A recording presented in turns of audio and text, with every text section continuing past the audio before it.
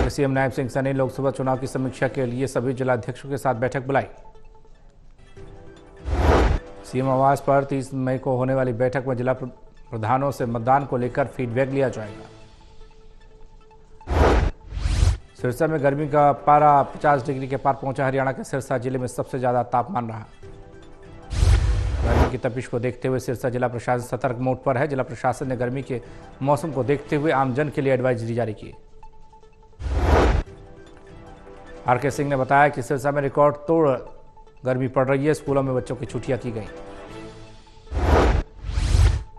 सिरसा में लगातार बढ़ती गर्मी से पशुपालक अपने पशुओं को लेकर परेशान है। किसानों को उनकी फसल खराब होने की चिंता सता रही है।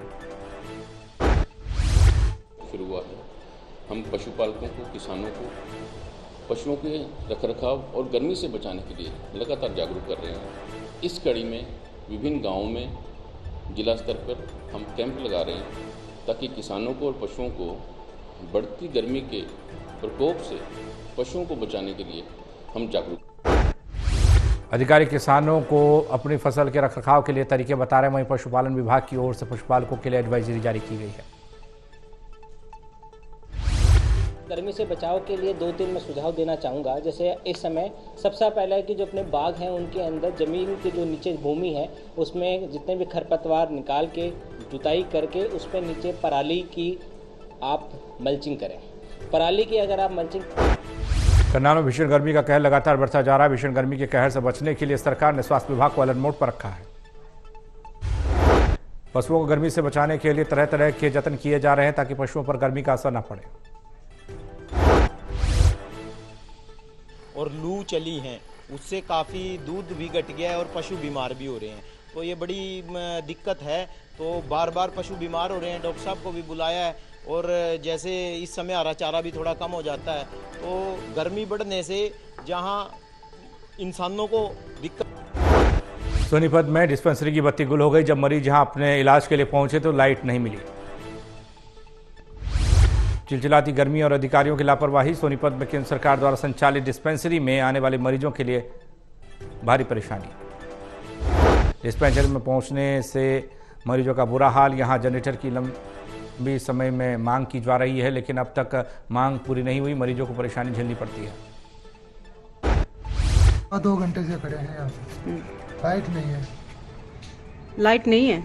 क्या कह रहे हैं डॉक्टर? क्या कह रहे हैं डॉक्टर? क्या कहेंगे जब लाइट। डॉक्टर तो बैठे हैं। डॉक्टर तो बैठे हैं यहाँ। तो इतनी गर्मी में आप लोग यहाँ इंतजार कर रहे हो, कितनी परेशानी आ रही है? तो परेशानी तो। फतेहाबाद के सुंदरनगर में भीषण गर्मी के बीच 3 दिन में से बिजली गुल है। लोग परेशान हुए। बिजली की समस्या को लेकर घरों में पानी तक नहीं आ रहा है। मोहल्ले के लोग बिजली खराब होने की शिकायत कई बार बिजली विभाग के अधिकारियों से कर चुके हैं लेकिन समाधान नहीं हुआ। बिजली कर्मचारी आते हैं और गले की मेन लाइन तार बदलने की वजह जली हुई तार में जोड़ दी जाती है और जिससे कुछ देर बाद बिजली फिर चली जाती है। नहीं है, बार बार यहाँ पर पटाखे मार जाते हैं और कभी भी किसी भी प्रकार का नुकसान हो सकता है। रात को तो इतनी भयंकर आग लगी, अगर कोई भी व्यक्ति होता तो वो बिल्कुल जल के मर। अंबाला में बिजली की खपत भी काफ़ी बढ़ गई। आंकड़ों की बात करें तो अंबाला में बिजली खपत इन दिनों पिछले साल के मुकाबले 40% ज़्यादा है।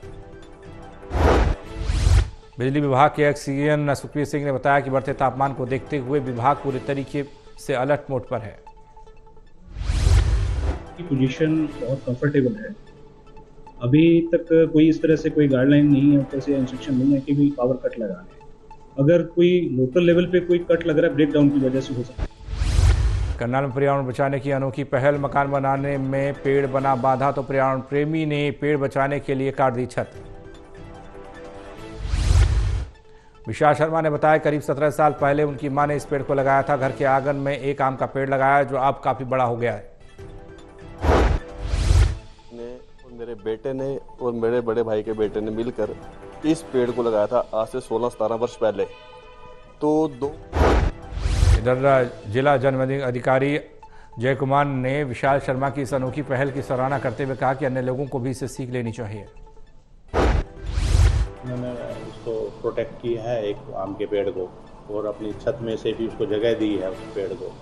और इसी तरह के वो प्रोत्साहन करने के लिए हम एक पुराना